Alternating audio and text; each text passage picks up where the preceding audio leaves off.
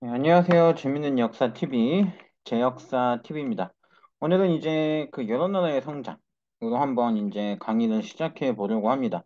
오늘은 이제 부여랑 고구려를 한번 해볼 생각이고요. 일반적으로 이제 여러 나라의 성장, 이쪽은 기반이 철기 문화를 기반으로 만들어진 나라다라는 게 핵심인데, 또 하나의 핵심은 그 연맹왕국과 군장국가의 단계가 있어요. 오늘 하게 될 부여나 고구려는 연맹왕국 단계. 그리고 이제 옥저, 동해, 사만에 해당되는 부분들은 군장국가 단계라고 보시면 되는데 연맹왕국 단계가 일단 뭐냐를 한번 생각해 보실 필요가 있는데 자, 연맹왕국 단계란 이런 걸 얘기해요.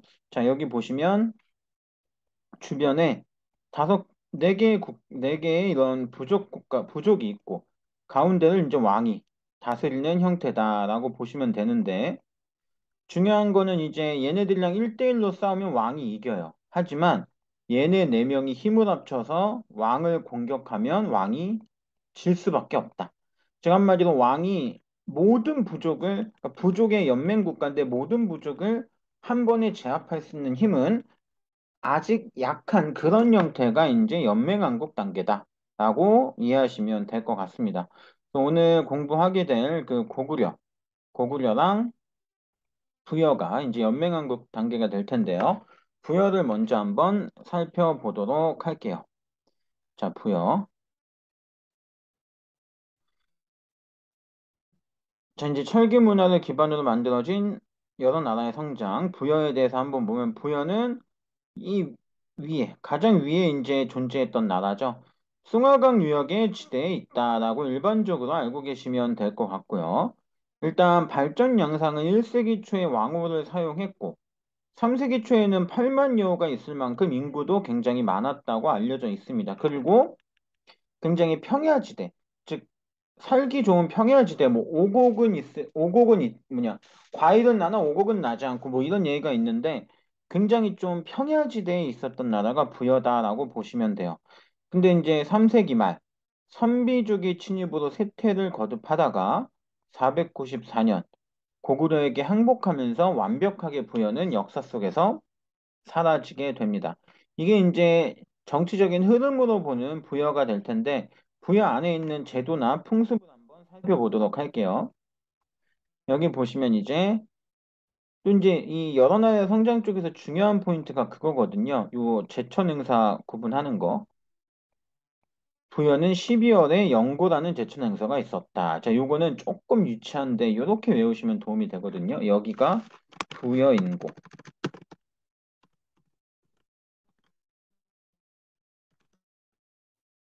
여기가 부여인고, 부영고, 부영고 이런 식으로. 그러면 영고, 부여, 영고. 여기가 부여인고, 부영고. 그래서 이런 식으로 하면 조금 유치하지만 외우실 포인트가 생길 수 있을 거고. 그래서 12월에 이제 실시됐던 게 영고가 되겠습니다.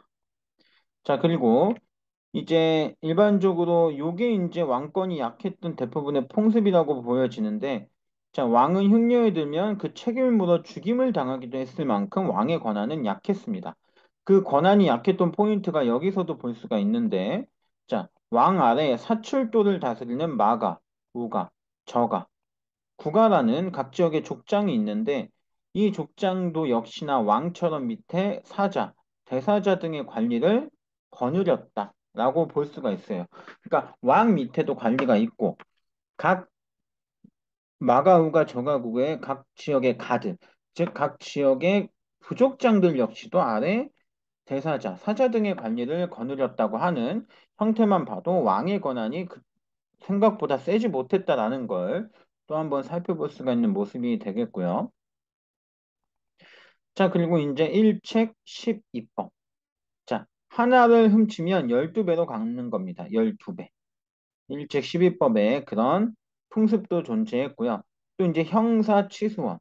형이 죽으면 동생이 형수와 결혼하는 건데 요거는 그 유목민족의 그런 풍습이에요. 그 유목민족의 풍습이 그대로 들어와 있는 모습이다. 라고 노동력을 중시했던 유목민족의 풍습이 들어와 있는 모습으로 이해해 주시면 되고 그다음에 우제전법. 자, 소를 죽여서 그 굽을 불로 지져요. 그래서 이게 이제 이쁘게 오므라들면 오늘은 좀 괜찮구나. 이게 뒤틀리거나 벌어지면 오늘은 좀 흉하구나 해서 그 해의 길흉을 점치는 것을 이렇게 했다고 합니다. 이게 우제전법 혹은 우제전복이라고 부르는 그런 방법입니다. 자, 이제 옆에 보이는 특산물, 요거는 동해에도 그 단궁, 과하마, 반어피 이런 게 있거든요. 사람들이 이제 같은 세 가지라서 조금 많이 헷갈려 하긴 하더라고요. 하지만 말, 주옥, 모피, 말, 주옥, 모피. 자, 말에서 죽이면 모피, 말을 주옥이면 모피가 나오죠. 말을 주옥이면 모피. 억지스럽지만 이렇게 외워주시면 좋을 것 같고, 이렇게 이게 이제 부여의 특산물이다라고 이해해 주시면 될 것 같고요. 시험에 조금 어려운 포인트로 나오는 포인트에서 옷은 흰색을 숭상한다라고 되어져 있어요.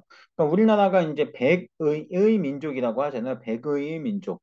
그러니까 한마디로 흰 옷을 입었던 민족이다라는 그런 얘기가 있는데 그거 이제 부여가 한마디로 흰 옷을 숭상하는 모습이 역시나 우리 민족의 그 뿌리가 되는 국가구나라는 것도 어느 정도 파악이 될 수가 있는 모습이겠죠. 옷은 흰색을 숭상했다. 그리고 장례에는 순장의 풍습이 있었다. 이 정도 포인트를 기억해 주시면 좋을 것 같습니다.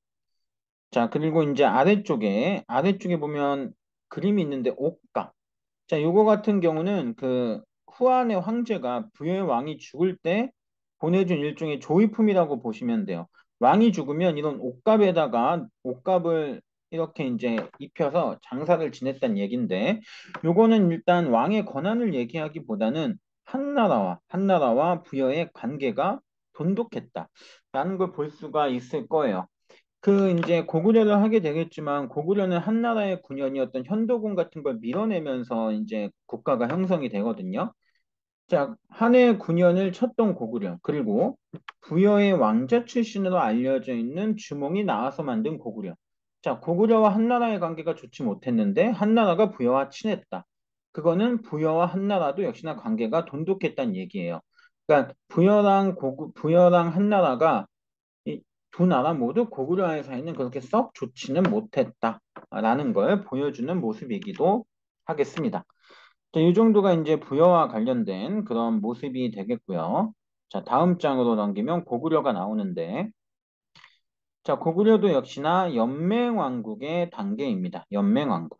자, 연맹왕국의 단계가 될 수가 있고, 자, 졸본 지역에 주몽이 건국했다라는 건 우리 모두가 아는 그런 내용이죠.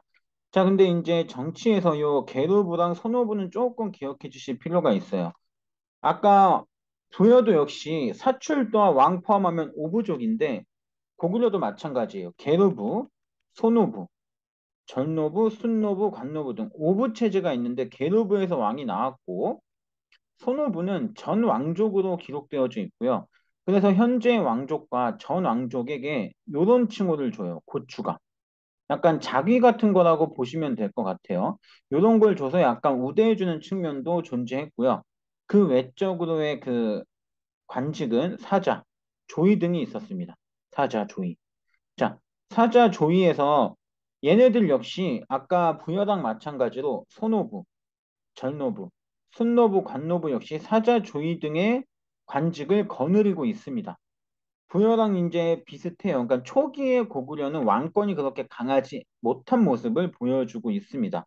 초기 고구려 같은 경우는 역시나 연맹왕국으로 왕권이 강하지 못했다라는 게 핵심이고요. 아까 얘기했던 대로 이제 밑에서 보이듯이 고구려는 한나라의 군영과 대결하면서 이제 성장 발전했는데 자, 이게 핵심이 요거예요. 약탈 경제.